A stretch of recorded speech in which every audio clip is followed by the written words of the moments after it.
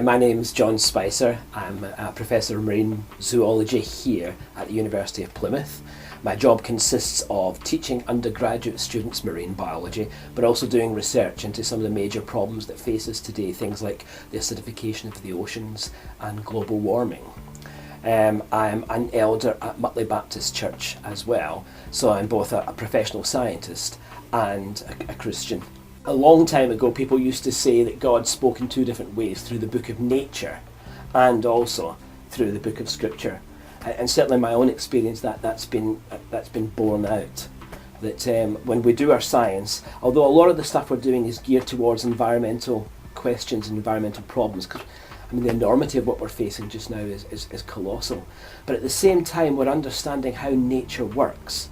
And in some ways, we're as the old philosophers used to say, thinking God's thoughts after him and discovering things which no one else knows. This morning I was in looking at this tiny little snail develop, and we're interested in how when the oceans become slightly more acidic because of carbon dioxide going into them, how it might affect the development of animals. And so I was looking at this little snail developing and making its shell, and this species, I don't think anyone's ever looked at that before. So this morning, sitting in the laboratory looking at something unfold that no one's ever seen before. And part of me as a scientist is saying, this is great, we've got this result and I'm writing it down. And the other half, almost as a Christian, is just saying, well, God, this is marvellous, and what you've done is absolutely marvellous. And the two, in my mind, don't contradict one another. As a Christian, what do I do for the environment? Good question. In one sense, my work allows me to address major issues head on. And with government funding and international funding, we can actually address things like how much carbon dioxide is going into the ocean and making it more acid. How will animals survive? And you might say, well, that's fine.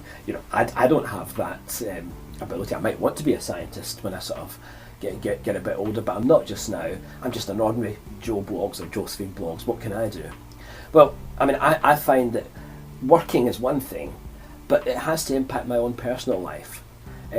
We moved into town just so that I could walk to work. We were driving hundreds of miles every week, and that just seemed absolutely crazy.